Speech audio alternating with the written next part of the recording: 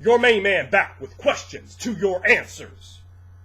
woodwwad ask, in your video, it sounded like you were channeling Dusty Rhodes, which is very impressive considering he is still alive. Well, you know that's right, baby, because we're talking about American Dream, and occasionally we're going to break out into some dialect, if you understand, and a gaze at a repetendum of a man, a common man, you understand, son of a plumber. And we're going to talk about a promo occasionally, you understand. We're going to talk about 7 p.m., the Omni, Saturday night, Ric Flair, you and me, in a cage to keep that dirty dog Tully Blanchard at bay. J.J. Dillon will be banned from ringside, if you understand. Because you tried to reach down with your dirty minion, Arn Anderson, baby, to rip out the heartbeat of America, for the chest of the American dream. But if you listen in the still of the night to a child as he be sleeping away, you can hear that heartbeat, faint as it may be. And it comes louder, and it comes louder as the hours pass unto midnight.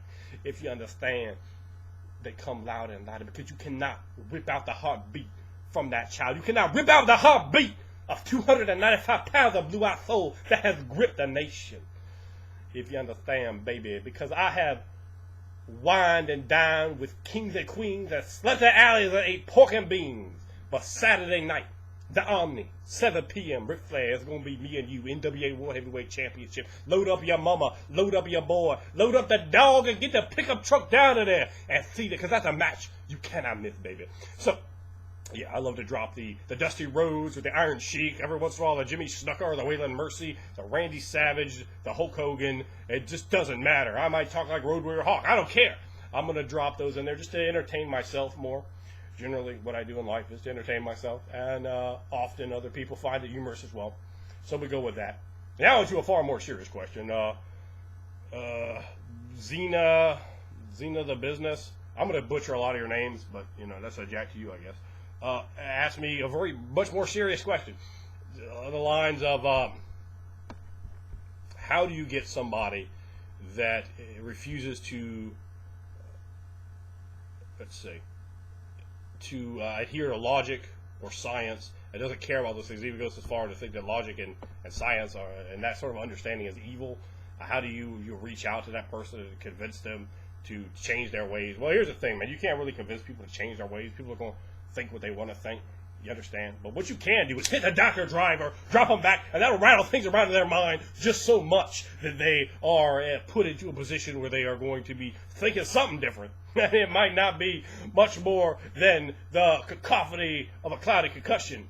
But individuals like that, you're not going to really change their mind. So that's, unfortunate, but that is the truth. Now,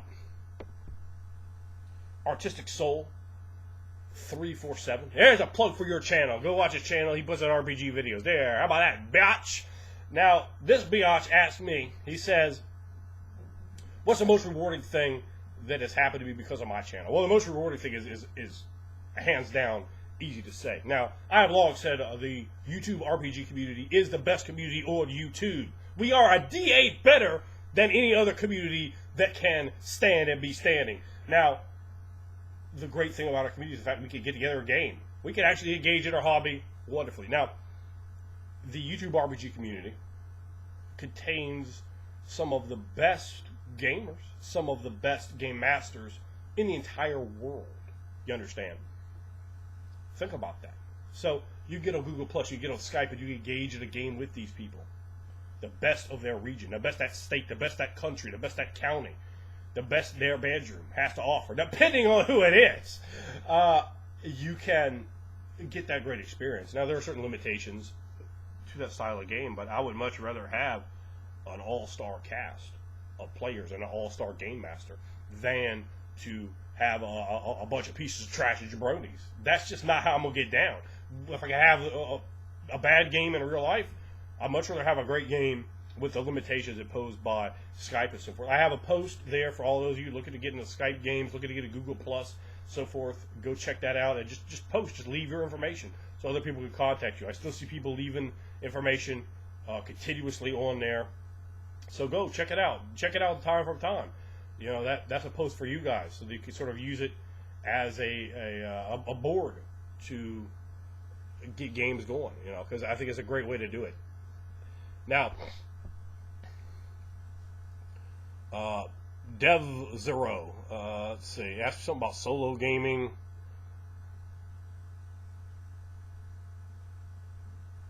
Oh, that's not a question to me. That's a reply to somebody else. So I'm gonna stop reading that. Let's see. Pious Papa Smurf. That's a great name, by the way. I like that. That's got to be a guy, right? You got to be a guy, Pious Papa Smurf. So, generally I just say, hey, you guys, and I've had, apparently for some reason, some of you ladies out there are visually impaired or something. You can watch my ugly ass and enjoy my channel, as I have apparently a fairly decent number of female subscribers, and they're like, no, you're not a guy. So, I try to throw that out there now once in a while. I don't know why you ladies sound like that, but that's apparently the best I can do. Let's see. I sent you a while back. Okay, hold on. It says, I sent this to you a while back. Has a piano. There's some problems here. Let me just read it, and then I can kind of paraphrase what you're saying. Your campaign builder has been a great inspiration in my new campaign I'm building for my group. I do have a question or video idea. How do you get the ball rolling for your first game session, and how do you get the players startled in a new campaign? How do you get the PCs in their first quest? Well, that's kind of a complicated deal, then, isn't it? There's a lot of I don't know if I'm going to be able to answer that quickly, but basically, here's the thing, man. Don't let them dictate to you. You dictate to them. You kind of get their consensus, then say, look, this is going to be the focus, and then bring it back, and you can kind of generate off your focus. They have to generate, and I'm not going to do a video on this because I've written a fairly substantial chapter in role-playing I'm working on to explain all of this stuff in detail to really get games rocking and rolling in a whole new direction, particularly in a fantasy genre. So stay tuned for that. Caution, CU says, how do you know when a gaming group isn't working out? I'm pretty sure you know when they're the balls. And when you come there, look, it comes like this way. Are you having fun? Are you? Are you like, oh, I forgot that game was then. Oh, I would rather sit here and look at the wall. There you go. Is the game better than looking at the wall? If not, do not play. Onion Kid 99. Onion Kid 99, one of my favorite channels on YouTube. Check Onion Kid 99 out. The hipster, I guess that's what Onion Kid we call the Los Angeles-based hipster of the RPG community. Let's see. I will do. Oh my God, he's min-maxing. Look at this piece of trash, min-maxing. He just says I will dual wheel questions. Who finna dual wheel some damn questions? Onion Kid 99. Go to his channel. Flame him. Talk about how he'd be min-maxing questions, if you will. All right, it says 1. You, Ander, not a character, must fight a hobgoblin in the arena. What medieval arms and armor do you take? Okay, none. I beat his ass with this hand right here. I channel the voice of Dusty Rose, the voice of the fucking Iron Sheik, but you are a most intelligent individual, Onion Kid. I channel that power and that passion, and I beat him to death raw with only my John Deere hat. And that's when we're going to take that hobgoblin in the arena out. Okay, number 2. Talos and Thor have a cage match at the Athkatla Silver Dome. Who wins? Oh, so hard. Talos. Talos wins. Wonderful question. It has been voted up twice. I suggest you guys go and vote it up as well, for I have just done so. It's a wonderful, wonderful question. I'm going through this kind of like, I haven't seen these. I'm doing this for the most part blind.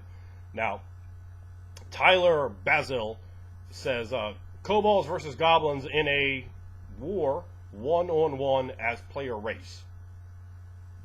It's not a question, Tyler, but I guess the question is who's going to win, kobolds or goblins? Well, kobolds job to everything. An army of kobolds couldn't beat George South or Tommy Angel, so I'm definitely going to go with the goblins, gagging them up. By the way, I have an entire language for goblins. Yeah, it's kind of sad. But Natural 20 Films. Natural 20 Films is one of my favorite channels on YouTube. Great guy. I've spoken to him, much like Onion Kid, on Skype. I wonder if he's going to min-max his question as well. Fucking power gamers. All right. So He's going to ask me, if you knew that the Mayans were right and the world was going to end on December 21st, and you could play only one more game before the world ends, what game would it be?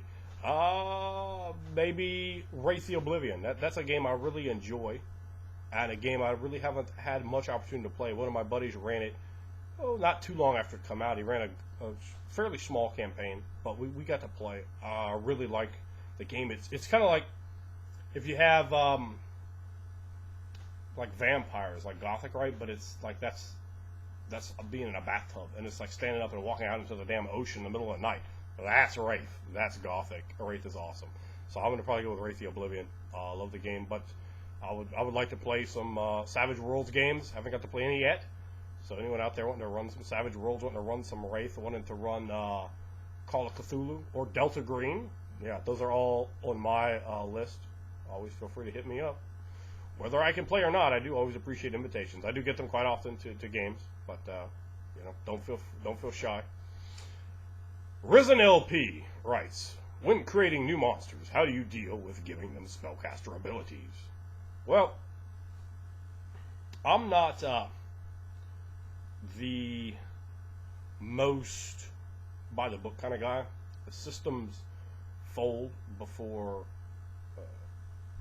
what I want to have happen. I can handle that and juggle it very well. It's kind of a terrible way to try to explain things to people, though.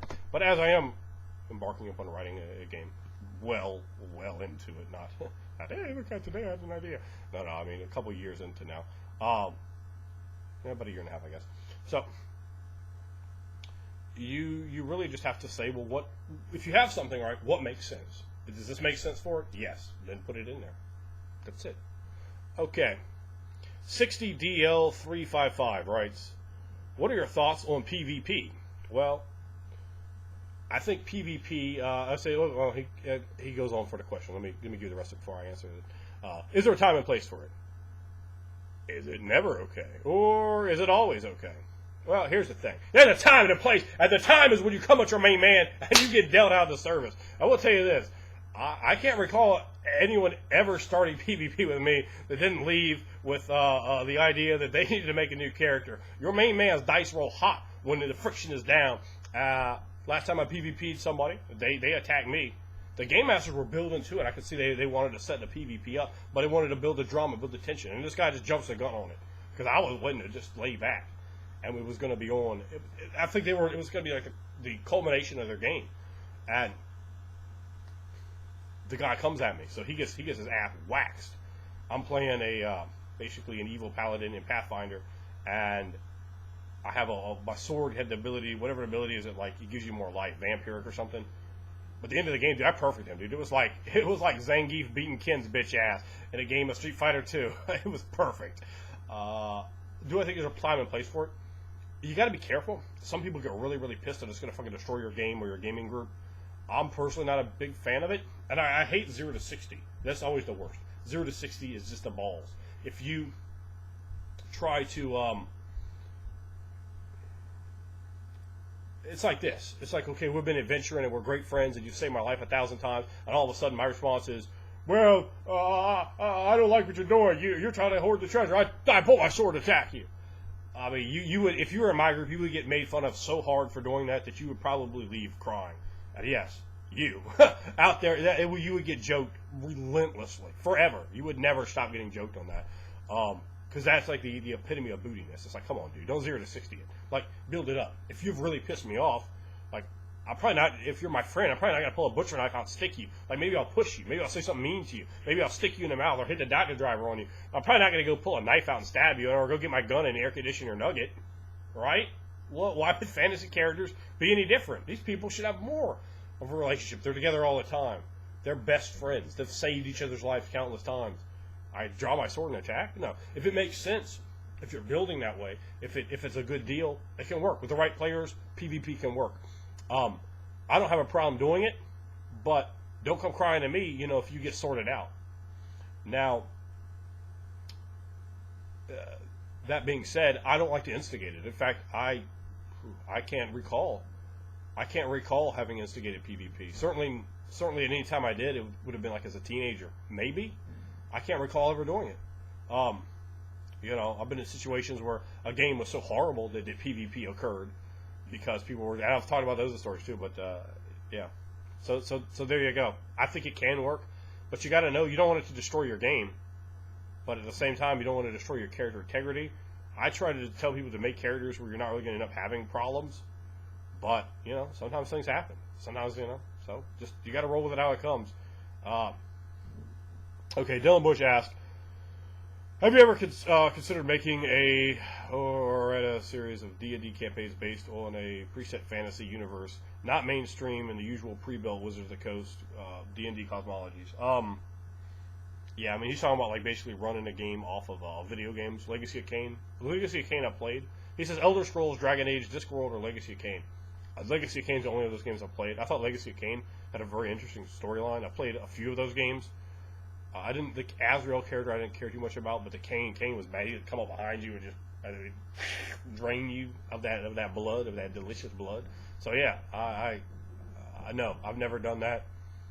I've pretty much run Forgotten Realms, Ravenloft, and my own stuff. I like to run my own stuff, and yeah, that's pretty much it for me. So no, I wouldn't put the time and energy into making a world of someone. I would, if I'm gonna spend that time and energy, I'm gonna make my own stuff. So, you know, I think you could take bits and pieces of these games and put them in, but you don't want to wholesale it. It kind of like, One of my friends wanted to run a Dragon Age based D&D game of what's the one from AD&D Second Edition, a really political one. He wanted to use that and then add Dragon Age, like to use Dragon Age World, but then add like the theme of oh god, what is it? Oh well, I'm sure most of you know what I'm talking about. The political type game. It had very few books. It came out right at the end of AD&D Second Edition. It was never picked up after that, unfortunately. Hammered Shitsteak asked, my question would be the one I PM'd you a while back for your other channel. Yes, check out my other channel, The Good Jank. It is in my comments here. You can get my reviews on movies, on television shows, beach talk some jank, whatever it is. Now, this is your other channel that I believe you referenced there. The one about the snug style versus light style. Okay, well, he's talking about pro wrestling stuff. Let's see. Light style. Snug style is not good. In pro wrestling, you're supposed to not hurt somebody, but damn, it looks good.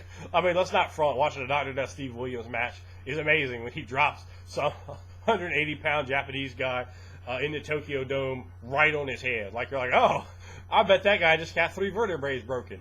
That's not good professional wrestling, but it looks very good. So, ideally, a great professional wrestler doesn't hurt you at all. Like, you've left, but maybe some very slight bruises on your body. You shouldn't be hurt. So light style all the way. But you don't want to be missing people by, yards. We remember the old Powers of Pain guy, the Barbarian. He used to do the headbutt off the top rope, but he would miss you by sometimes that much. And my nephew and I sitting there as kids, we call it the vibration. Oh no, the vibration. Like the vibrations of the mat, right? It runs up and it just damages you so much he can pin you. Because, I mean, he missed you by a mile, so it certainly wasn't the headbutt that he dropped his own head on the mat for. Yeah, so I mean, it needs to look real, but it needs to not kill somebody at the same time. So it is a difficult balance to find, and you have guys that err drastically on both sides. AO Dicton AO. I guess that's it? No.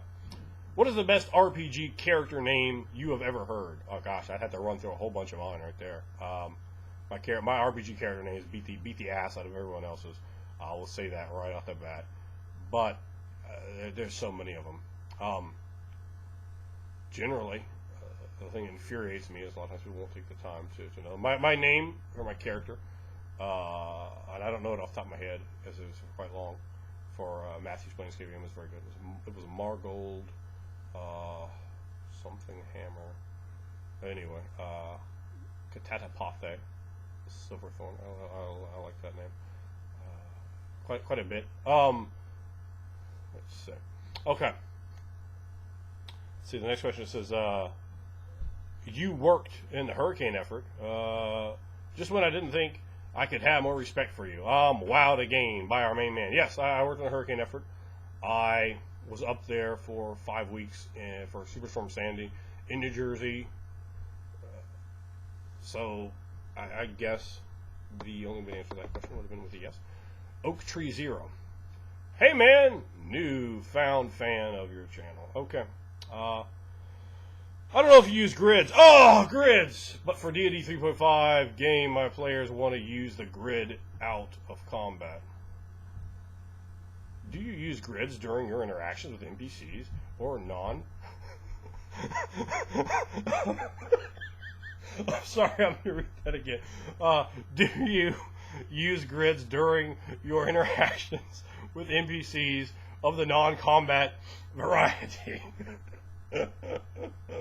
Oh my god, look, you got to check my videos on grids out. What I think you should use grids for is kindling for your fireplace, because grids are trash, you understand. In no time should grids ever be used at all.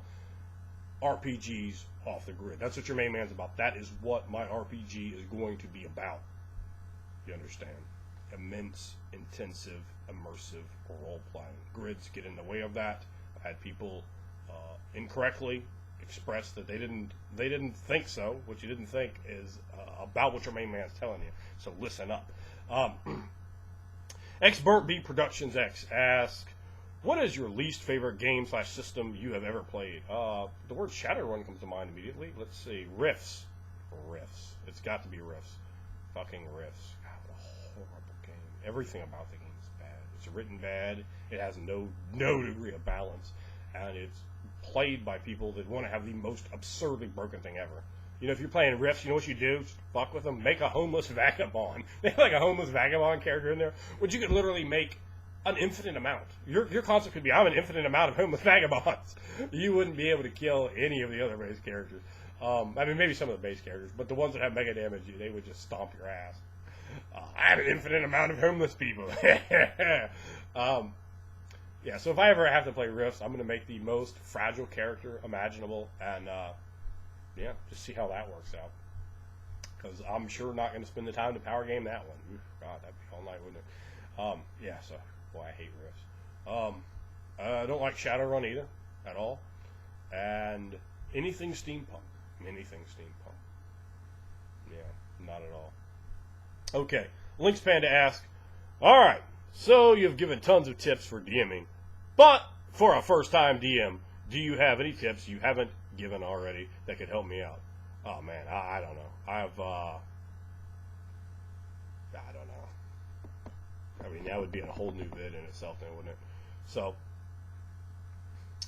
greetings, oh unleasher of kaleidoscopic vistas of the imagination. My main man! What's going on? Well, right now I'm making a video. This is to He Ain't Gonna Email You.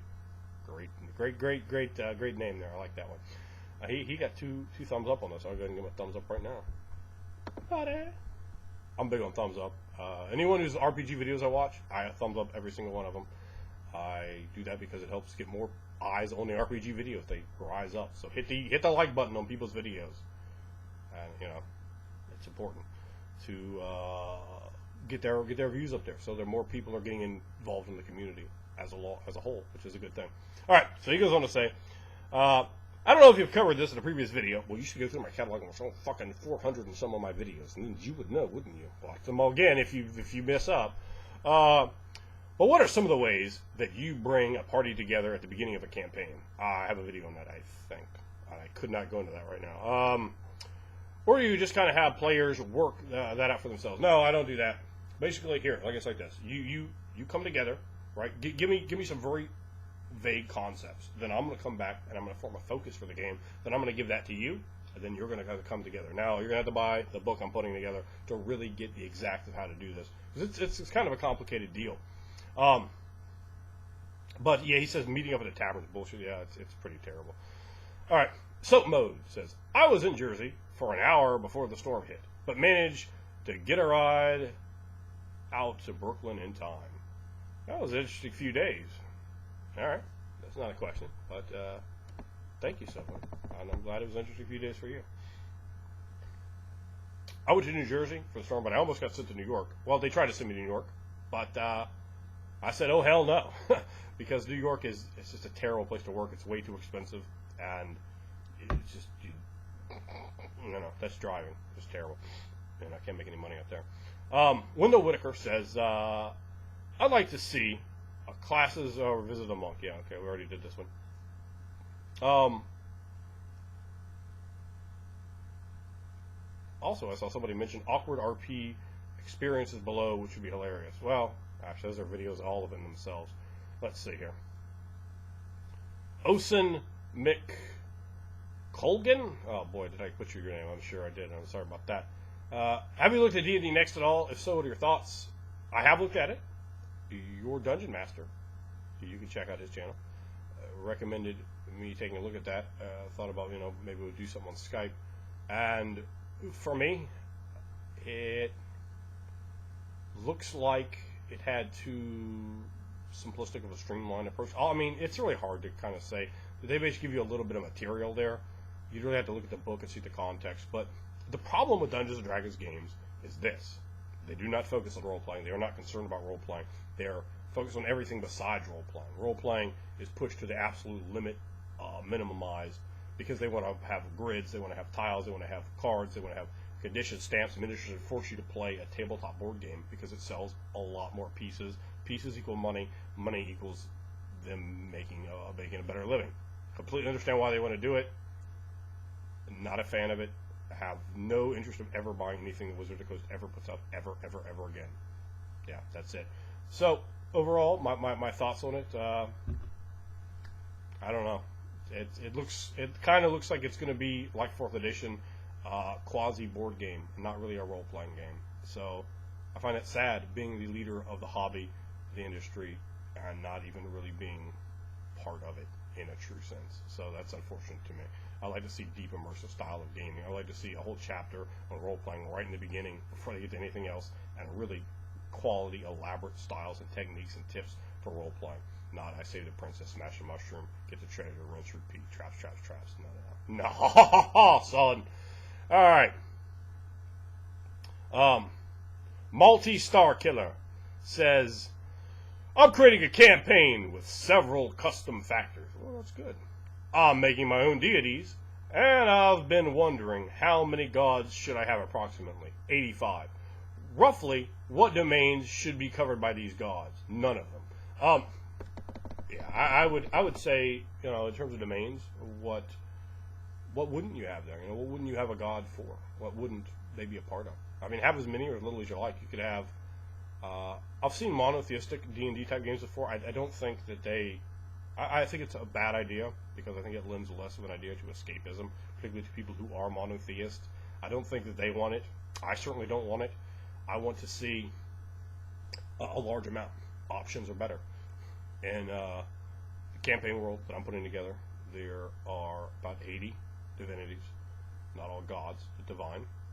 So, and that was like bare bonesing it, bringing it down to the level of simplicity. When I was just running this as a house deal, as a set of house rules, we have to say, I think there were like 490 or so. Yeah, literally, that's the amount of, in my unbelievably large amounts of divinities. There was tremendous amounts of them. So, as many as you can create, man. That's what I would say. You can never go wrong with more in terms of divinities. There's tons of ways you can do that. I have multiple videos about gods, so go watch those. Now, Arite75 says he's got that great classic Dungeons and Dragons cartoon gimmick, and I will be doing a review of the Dungeons and Dragons cartoon series. Yeah, that's what's coming. In fact, I might do it after this video. My main man! I say that because there's an exclamation point. If you might not be able to hear that was funny. I just got loud. My son's upstairs. He yelled, yeah! He thought I was talking to him. Alright, it says, question is this. I'm a father, small business guy, and DM. How do you manage your time and maintain your elite game master status? Well, it's a tough deal. I would say I would rather not run something than just show up and just run something. No, I'm not just going to say, well, I'm going to pass or running for that ass. So, when people often will say, well, I don't have time to plan. Well, just run less games. That's it. Run less games. Plan. Get your stuff prepared. Make it luxurious. And now I'll drink water. A thrilling intermission, to be sure. So, next question. Ross Folly says, what are your top 10 advanced Dungeons & Dragons books? Advanced? Oh boy. Brother, are you watching my videos? Do you like miniatures? No, I don't like no damn miniatures. I snap a miniature. I throw a miniature in the garbage. I don't like miniatures at all. I hate that style. Not a big Advanced Dungeons & Dragons fan. I think Advanced Dungeons & Dragons time is come and gone. Don't like the retro games. Don't like those ideas. I think that the whole style and core of the deal was too simplistic, and that we have continued to advance past that with games that have come out like World of Darkness that just revolutionized and shot past it. My biggest disappointment, like the 3rd edition, was they didn't incorporate those sort of ideas. But if I gotta get, I don't think I can do 10. But the white bound monster manual with the beholder on front, it was like the first color monster manual. That blew my mind. I love that thing. So that's going to be number 1. And then let's see, the complete humanoids. Although there was a lot of Twinkie crap in there, it just was unplayable. The complete elves, because that was really good. It was a really well done book. What is the book? Aurora's Wholesale Magic Items or something. It's Forgotten Realms book. So that'd be number 4.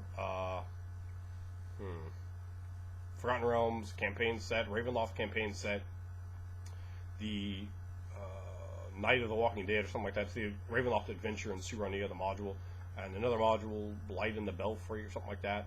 And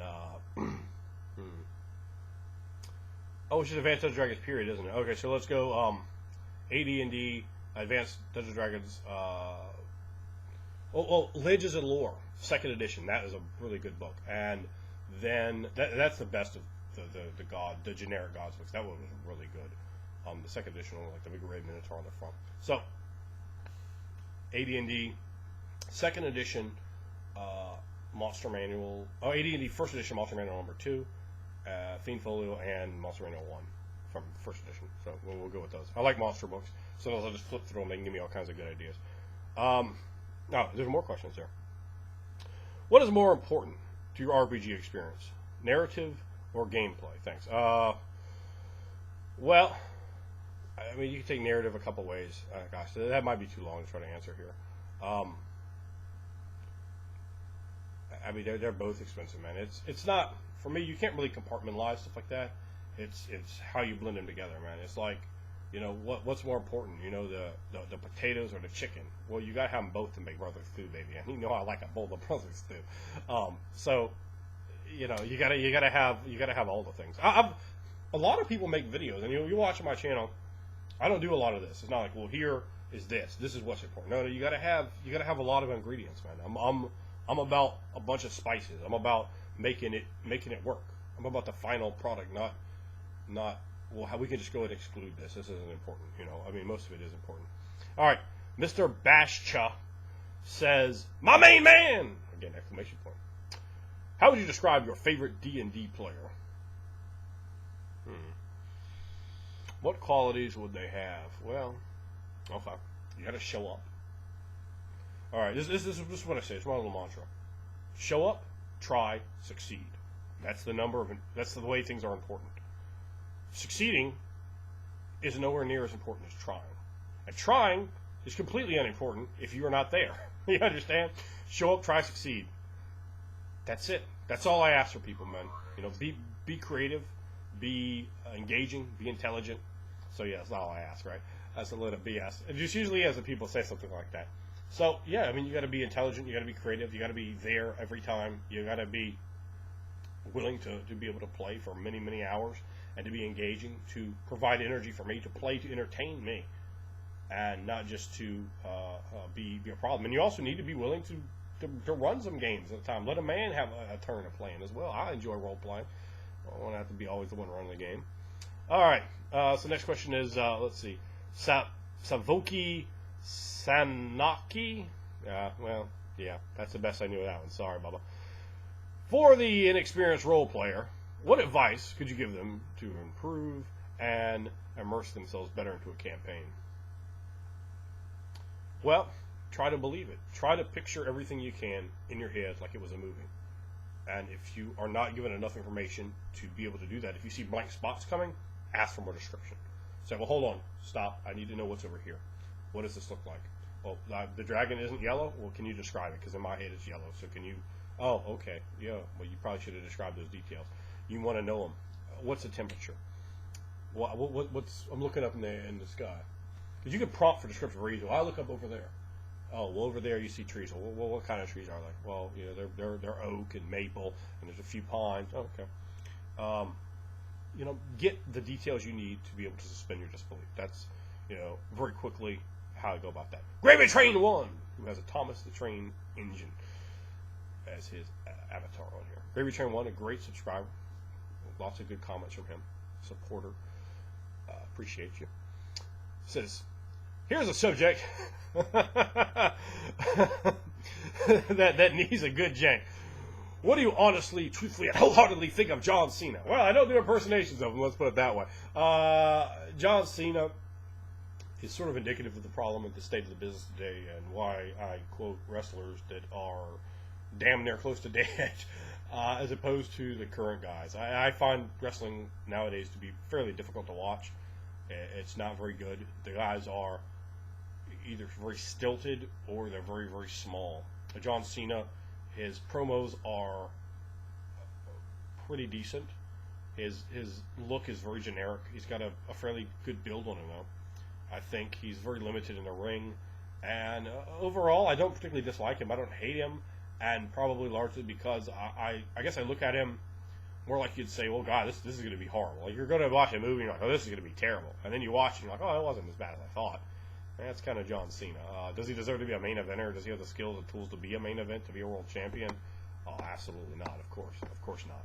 But, you know, he's better than Dolph Ziggler or, I don't know, who else do they have? I mean, they're pretty slim on talent, man. You know, these aren't the days of Kurt Hennig and the Macho Man and Hulk Hogan and Ric Flair, Dusty Rhodes, the Iron Sheik, you know, where you were just dripping with talent. It's very meager these days. Very, very meager, unfortunately.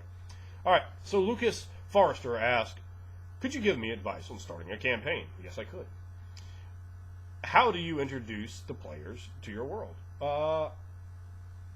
Well, generally, the best way to go about playing into a new world is to play someone who doesn't necessarily know very much. If you know a ton about that world, play a character that has ranks of history, geography, stuff like that. Because then you can bring that information into the game. You're like, well, my character knows about that, and so do I. So let's work it in. If you don't, either you're going to sit there and need to read stuff or ask the game master, so forth, or you just be naive and inexperienced in the world. Pretty easy. All right, hammeredshitsteak says, I have an additional question. As if you don't already have a crap load for you, would you do a quick summary of what a mage character sheet of wood, WWAD, he didn't capitalize the W in the wood though, but the WWAD is all capitalized, would be like? What a vampire character sheet of, it's supposed to be of me. Oh, okay. Oh, I think I got this question now. So I'm a mage. Okay. All right. I can roll with that. What a vampire character sheet of clackclickbang would be like, and what a werewolf character sheet of hammeredshitsteak would be like. Well, if we're going to start off, let's talk about the stats. I would say across the board, your main man probably going to roll about 30 or 40 deep on those stats now. Let's see. Strength 3, dexterity 2, stamina. Stamina is one of those that goes up and down, up and down, up and down. It goes between like a 2 and a 3, I would say, depending on how lazy I'm being. Sometimes, when I'm working out, I can run like 11 miles and bench way over 300 pounds. Let's see. So I don't know. So social stats can get more difficult to break down. Let's go into spheres. So I think that'd be more interesting than stats at this point. So spheres, what would I have? Spheres, just say fairly. I'm not going to go in and try to rank them because that would be a little difficult. But spirit, I think I would have some spirit. I think I'd have some entropy. To be fair, I am a dick. Let's see. Spirit, entropy, time, not life, not matter, not... See, if I had my stuff in front of me, I could do this a little bit easier, couldn't I? Not life, not matter. Mind... Yeah, I would probably have mind. And probably not forces. I think I covered all of them. I think I missed one. But, prime, yeah. And yes, prime. So, yeah, I'd probably have some degree of those spheres. I think my social stats, let's see. You know, well, I'll just run through them. Let's see. I don't know. Charisma, I'd probably leave that up to other people to determine, as with manipulation. But appearance, I'd say like a 2. Let's say intelligence. I mean, I know what my Q is, and it's above what they list for a 5. So I'm gonna go with above a 5. Wits, I don't know, 3.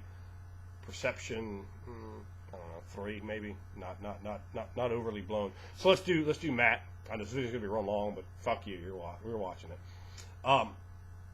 So Matthew, what would that piece of trash Matthew look like? As a vampire, he would be Clan Toreador. We know that foofy dandy. So Matthew would be of the Clan of the Rose. Let's see. Strength, I'd say like -8. I don't know. Strength probably like a 2. I would say dexterity of like a 3. Constitution, or was a stamina of 2. Charisma, I would say probably like a 4. He's very charismatic. Manipulation like a 3. Appearance a 3. I would say what is it? Perception. I would say perception is probably a 3. And intelligence. Intelligence is probably a 4, maybe a 5. He's a very smart guy. You know, it's hard to say. Once you get to a fairly substantial IQ, it can be difficult to determine if it's here or here. So, you know, I don't know. I would say 4 or 5. I think he's very smart. Probably his highest stat. I hadn't given him. What is his wits? Probably 3. He can be funny in that sort of dry, sarcastic, British dick kind of way. So he's got disciplines, right? So presence, right? So he's got a lot of subscribers. So we're going to give him presence, a high presence, probably like a 4 presence. We're not going to give him any potence. I think he probably didn't have celerity either. I think he's got auspex, probably got 3 auspex, right? He probably got the no, clearly no fortitude. I think he's folding him back. I don't know if he has animalism. That's what I had to see him around animals, you know, to say. Or protean. Obfuscate. Yeah, I think it's some obfuscate for him. Out of clan discipline there. Yeah, unfortunately, I don't have my books in front of me. I had to pull all this off from memory. He probably has like 1 or 2 more disciplines. I'm not trying to jack him on his disciplines. But I think definitely a harpy of some note, and likely the prince of the city. Yes, Matthew has status 5. He is the prince of the city that is the YouTube RPG Brigade. Now to do Hammered Shitsteak as a werewolf. Well, Hammered Shitsteak would be Get of Fenris. He would be, let's see, probably he seems like a pretty stout guy. I don't know how strong Hammered is. You know, it's difficult looking at people's videos to seeing them in real life.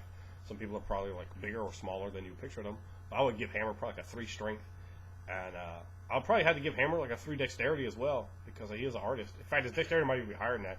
Like, I can see Hammer like with his hand being really good, but I don't know if Hammer could get out of the way of getting stuck in the mouth. So I don't know. I'm gonna go with 3. I would say like a 2 stamina for Hammered. Charisma of 3. I would say probably a manipulation of 3. Appearance of 2. Let's see. I would say Hammer's like myself, just an average looking person. Let's see. Perception, probably a 3. Intelligence is hard to say, but he's definitely 3+ in intelligence. He could be 3. He could even be a 5. It's hard. That's a hard one for me to gauge, to be quite honest.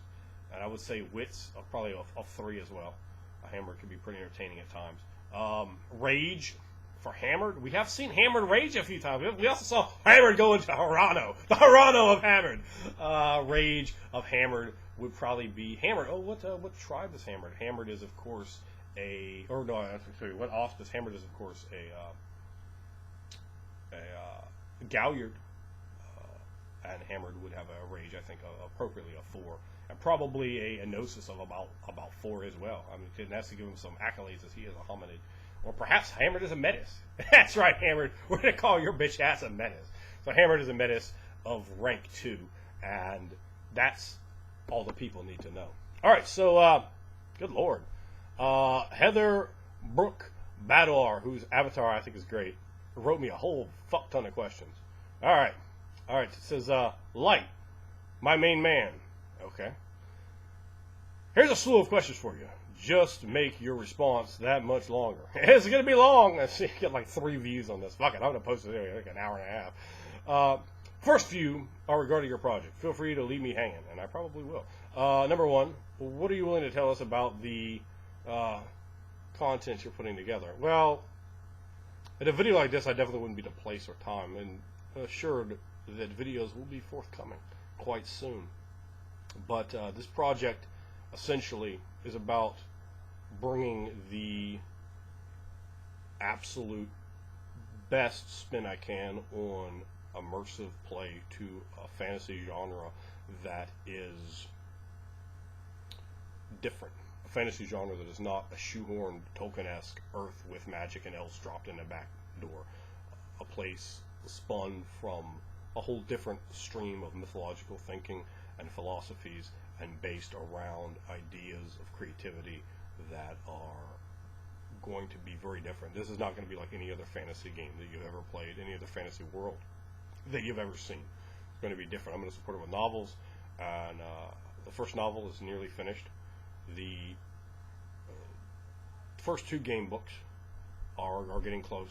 There's a massive amount of work going into them. And these aren't going to be like these tiny thin books, like, oh, I can't read a book, it's 19 pages long. No, these are going to be fat-ass tomes. I'll tell you that right now. So, let's see. Number 2, does your project lean towards a specific genre, like fantasy or horror? Yes, it's fantasy, and it is a meta-plotted fantasy setting. Meta-plot is right in there, along with it. You know, we're talking about chapters on role-playing, on geography, on history, on religion, on creating a character, on the different species. We're talking already over 40 playable species that will be predicated by the focus of the I have a name for them, but right now we'll just call them, you know, I'll tell you by the flame tender, and that makes sense when you get into it and see what's going on. Now, role playing starts it off, and you have a description of role playing, of how to run a game. It's not about traps and 5-foot adjustment. There is no, you know, this is RPGs off the grid. You understand? It's talking about that passion for playing and developing characters, all sorts of ways and tactics, created the system around making the actual role-playing better, more immersive, more intense, more inspiring, to build a game towards making a game master enjoy it more, towards having that higher level energy and being able to experience the type of gaming that I talk about, my style of gaming. I've tried to build a mechanical system to most perfectly create that. I initially was going to make a D20 game, and I said I can't do anything with these mechanics to actually teach someone else how to run a game in the way that I run games. That's the style. It's a different style of running a game. It's a different style of looking at things. And I think that people are going to enjoy it quite a bit. So stay tuned for more news about that will be upcoming in 2013. Be assured. And I'm going to be working on it after I get done doing my videos tonight. So, let's see here. There's actually more in that question. Or a broader philosophy that could be applied to either genre. No, my game is fantasy, but it also has a lot of horror. It is not white hat, good gods, loving kind of way. It's a pretty horrible place. Good guys have to fight from underneath. And your characters do not need to be the good guys. It can be stories told about all sorts of people. The divinities of the world have created many, many sorts of people, and there's a play in there. The humans, I've gotten loads. Anyone that I've told about the game is just, you know, I mean, I injected life into the most stagnant and stank of all races, that being us. So they're different, but in a way, it's cultural. It's predicated by what's happened in the story that makes them different and definitely very interesting. Dice or no dice, or either, well, in the game, yeah, there's dice. There's definitely dice used, but it's pretty simple, and the system is fairly simple with the ability to bolt on a great deal of complexity. I think you should start simple and then allow to be built in up or down complexity. So, which player and DM types will get the most from your content? Everyone will get the most from it, because, I mean, anyone, you read it. That's all you need to do, is read it. So there you go. That's what you need. Okay, so these are all from Heather Brooke Badwar. A lot of them here. Okay. All right, a few more for you. What type of resources do you get the most inspiration for your game from? Well, I like to watch television shows or movies, getting that visual. You know, if I'm watching like True Blood or Game of Thrones or Spartacus, like the way they fight, like I really want to run that Rete style now. And I saw my man like tripping people with a net. I was like, oh, you can trip somebody with a net. I don't say no damn D&D book, but that dude was doing it. So you know, it's all legal in my game. That weapon will clearly trip someone and be get bonuses probably. I mean, it was awesome. So you know, I really want to get that across in a game. I haven't really been able to play that in a game that's been able to go on. So that Rete style or the net and trident, man, I mean, it gets my mind really bubbling. Looking at pictures and so forth, the fantasy design can really get me working too. All right, let's see. Oh, here we go. Books, movies, short stories, other DMs. Yeah, short stories or books, sure. I mean, I've learned bits and pieces here and there from, not so much in fantasy, really. No, I can't say I've ever really taken much from Tolkien or from Howard or from most of the other, like the D&D writer groups, which quite frankly aren't very good. What was it? Dragons of Pern. That was a fantasy group when I read those. I've read a few others here and there. A lot of the Lovecraftian stuff, and you're talking about the horror too. So yeah, there's a lot of elements of horror in my game. There's some pretty horrible things there. Horror and fantasy definitely comes across a little different than it does in a real world setting. So I plan to do a real world setting, perhaps several years from now. You know, if this works well, if people support it and buy it, you will get more games from me probably, because I've enjoyed doing it. So yeah, a modern fantasy, sort of my interpretation of what you would do in a world of darkness. I mean, let's not front, that's an initial concept right there. But not that that's the place it started really even, but you know, that sort of idea. What could be lurking out there in the darkness? What things do we not know about? You know, what kind of conspiracies, what kind of entities, individuals, so you know, that kind of stuff. Let's see. Have you ever played in a good game of Mind's Eye Theater in which you were not a DM? If so, I'd love to hear the summary of the story. Well, I mean, we use a little bit of it. We use a little bit of those, you know, because we don't like get up and just run around the house and just straight up LARP. You understand? We don't go out in the woods and like sacrifice people and stuff. I mean, I tried to, but with city ordinances, fucking city ordinances. So the Mind's Eye Theater, like in terms of LARPs that I played in, where they were pretty much the butt. But I mean, if anyone else in my group is running a game, they're gonna kind of expect people to do the same thing, you know, to get up, to act certain things out, to grab each other, to, you know, we're going to shake hands. We shake hands and go, oh, I shake your hand. No. Shake somebody's hand, you know. If we're going to, like, this door, say you got to go through a door in a dungeon or something, right? It's pretty stock, but you actually go up and go to the door, like go to a door, and the game that's where I get on the other side, and you're like, so they just build up the drama and suspense, you know, where you get up and like someone's like acting like they're gonna shoot a bow and arrow in your face. I tell you, man, you're not thinking about an attack of opportunity. You're like, oh god, I'm gonna die. But that's what's going through your mind. So there we go. He goes on to write. Yes, he left multiple comments. So I have this friend. He plays a lot of video games, and I want to get him into RPGs, but not to carry in the video game mindset. Good luck with that one. I want to put something together that is interesting and attention-grabbing from the get-go, but also not intensely gratifying or shallow. Any tips? Yeah, you know, I talk about that in the video I did about video games and the RPG effect, so I would check that video out. Let's see here.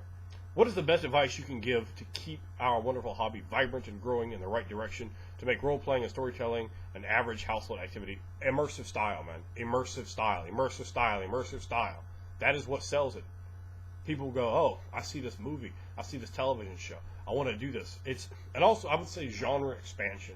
There's a lot of people that don't care about horror or fantasy. You know, I mean, you could play Seinfeld, a role-playing game. It could absolutely work. You could play, you know, ER, you know, where you have drama. That's the key. And that's, again, the key why you get people role-playing it. Drama. Cause friction. That's not the damn get-along gang. No one wants to see that. You know, it should be by the skin of your teeth. You know, oh, you know, we're gonna get with you and sort your ass out. So that's what I would say, you know, the immersive style. That's why I knock this other stuff so hard. this incorrect thinking, because I want role playing. I'd like to see half the people in the world playing role playing games. I think every single creative individual that's alive should be playing role playing games. There's some people I've seen playing games I would happily trade. I'm like, oh, let's trade them to the other side and get some creative people in here, because it drives people away. People that are just ridiculous foolishness. I turn my hands inward. And that was a combination of two different people. But good Lord, if that could be combined. All right. Let's see. Okay, so his last comment wasn't a question, but there you go. Heath Brook Badois. So hopefully those were helpful to you, and I do appreciate your comments. A long time supporter and commenter on my channel, so that is always appreciated. And remember, I love each and every one of you. So, Circumage, she asked, I don't know if of course I know her name, but I don't know if she wants that publicly known. The burning question on my mind: when Ander reads for enjoyment, what does he choose? Well, gosh, I haven't been able to read. Sadly, I haven't been able to read very much recently. Now, I have this. Ramsey Campbell's Cold Print. I am very slowly working my way through this. Working on writing 5 books right now. So between that and work, family, reading doesn't always quite get up to the level I'd like it to. I also do tend to read the Green Lantern comic books to my son. So that's pretty much it. Oh, and I read lots of Choose Your Own Adventures to my son, and loads and loads of kids books. That's more or less honestly what I read nowadays. Kids books out loud. Now, Quinn Silver, she asked, and the same thing, I'm not going to tell you her name. She asked, I'd like to know what career you work in. Well, I am an insurance adjuster. I do property. So basically, your house gets wrecked. I come out there and look at it. I try to get you money. Like I always, whenever I do get written up constantly. This job is not I'm not the kind of job where, I write up means something. It's not a big deal, because you call, when someone goes and re-inspects you, if you miss something by $3, they're going to write you up, which means it's just how they see it. They might see it different than you do, because there's a lot of different. This is going to be complicated. I have to really explain a lot of things, but there's reasons that you could have some differences. But in fact, I've never written up for being on the low side. It's always on high, because I want to get people paid. Because fuck the insurance company, really. But I want to get people paid. Within reason, within limits. But I'm going to make sure that people aren't not getting their money. I'll make sure you get everything you're owed, if I can, as much as I can, and as quick as I can, as easy as pain-free, and just like life, man. There's a lot of characters out there. Trust me, in a business environment, man, you wouldn't recognize me in a minute. It's a whole different deal. But get along real well with them, friendly, personable, great reviews on my and that's always my strong point, man. Just stacks of how do you get such high reviews? They're off the charts, pretty much. So that's what I do, and that's why sometimes if comments aren't getting responded to, I'm just out on the road. Sometimes I just gotta I don't work like a normal person. I have lots of time off, and then time where it's all day long, every day, all day, every day, all day, and I just don't have time to be checking videos. Also, why I'll upload stuff, because I've done it before. I'll keep a bank of videos on my computer, and I just upload them periodically. I don't flood upload. You won't see 3 videos from me in the same day. Yeah, and then Beer Resp, whatever the fuck your name is, says, "You're the shit, Ander. I wish I could RP with you." Fuck yeah, you do. As well as hook up with you for some Canadian beer. I do not drink. Do not drink at all. I don't drink alcohol. So, there you go. But those are answers to every single one of the questions, and I'm going to go ahead and cut the video off now, because it is almost an hour long. So thanks for asking, and I shoot, and I'll tell you the truth. Anything out there, and this was your chance. So if you missed it, eat a dick.